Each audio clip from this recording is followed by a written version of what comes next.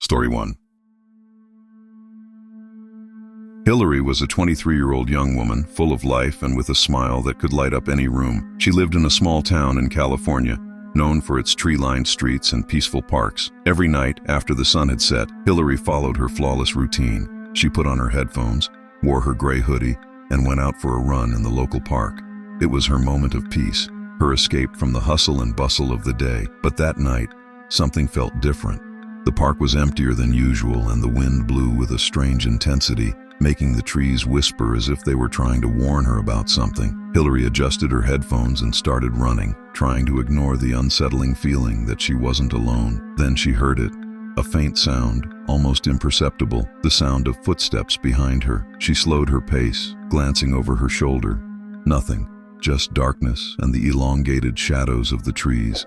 Hillary kept running, trying to convince herself it was just her imagination, but the footsteps came back. This time, closer. A chill ran down her spine. She stopped for a moment, took out one of her earbuds, and looked around. The park was empty, but the overwhelming feeling that someone was there, watching her, was suffocating. That's when she saw him, a figure standing under one of the park's broken lights. A tall man, hooded, with his hands buried in his pockets. He didn't move. He just stared in her direction. Hillary felt her heart pound in her chest. She tried to rationalize it. Maybe he was just waiting for a friend, but something about his posture, the way he seemed to blend into the darkness, filled her with a primal fear. Hillary decided to ignore him and keep running, but this time, toward the park's exit. The footsteps behind her started again, but now they were faster, more determined. She glanced back and saw the man getting closer, his hands still in his pockets, but now with a posture that made one thing clear. He was hunting. Panic took over her. She picked up the pace, but the footsteps behind her did too. It was as if he was toying with her, keeping a constant distance, always there, always present. Hillary ripped out her headphones and started running for real, her heart pounding so hard it felt like it might burst out of her chest. Here, she reached the park's exit and looked back. The man was gone. She let out a relieved breath, but the feeling that something was terribly wrong wouldn't leave her. She decided to head home, but as she turned onto her street, she saw something that made her stop dead in her tracks. There he was, the hooded man, standing under a streetlight, staring directly at her. Hillary froze. How could he be there? She had run so fast, done everything to escape. There was no way he could have caught up with her.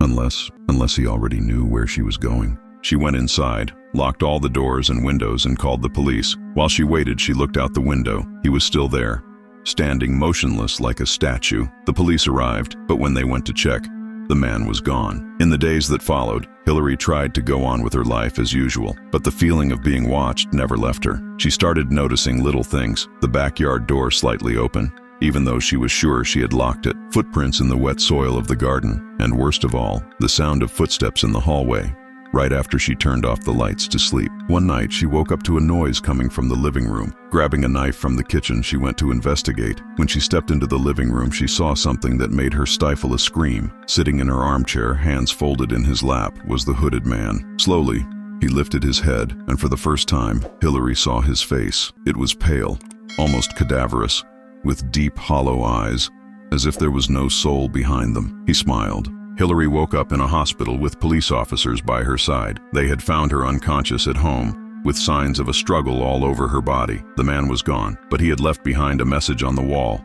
written in a dark, sticky substance that she preferred not to think about. "You will never be alone." Since then, Hillary has moved to another city, but every night before bed, she looks out the window, expecting to see the hooded figure standing under the streetlight, waiting for her. Story 2. It was a cold autumn night in New York. Ashley had left work late and was exhausted. The subway was nearly empty, with only a few passengers scattered throughout the cars. She boarded the A-line train, sitting on a bench near the door. The sound of the wheels on the tracks echoed like a wail, and the fluorescent lights flickered occasionally, casting unsettling shadows. Ashley put on her headphones, but something made her take them off. A shiver ran down her spine. She looked around and saw a man sitting in the far corner of the car. He was wearing a black coat and a hat that covered part of his face. His eyes seemed fixed on her, even from a distance. The train stopped at a deserted station, and Ashley thought about switching cars. She stood up, but the man moved as well. He didn't get on or off the train. He just stood there, staring at her. Ashley's heart started pounding. She decided to ignore him and sat in another car closer to the conductor. But as the doors closed and the train started moving, she saw the man again. He was in the next car, staring at her through the glass door. His eyes didn't blink. They looked empty, as if they were made of darkness. Ashley tried to stay calm.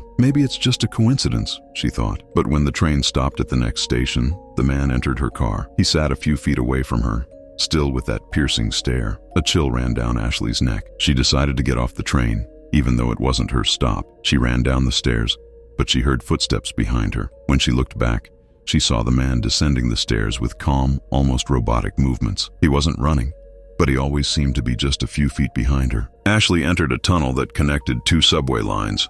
The lights were broken, and the darkness was almost complete. She could hear the man's footsteps echoing off the walls. Her heart was pounding so hard it felt like it would burst from her chest. Suddenly, she tripped over something on the ground. It was an abandoned backpack. As she got up, she saw the man standing at the end of the tunnel, illuminated by a dim light. He smiled, revealing sharp, jagged teeth. Ashley screamed and ran in the opposite direction. Ashley ran out of the tunnel and into a station that looked like it had been abandoned for years. The walls were covered in graffiti and the air felt heavy. She tried to use her phone, but there was no signal. That's when she heard a voice whispering her name. Ashley. She turned around and saw the man standing in the middle of the platform. He took off his hat, revealing a deformed face with completely black eyes. "You can't escape," he whispered, his voice seeming to come from all directions. Ashley ran toward the tracks, knowing it was her only way out. She jumped down and started running through the dark tunnel, hearing the sound of the man laughing behind her. Suddenly,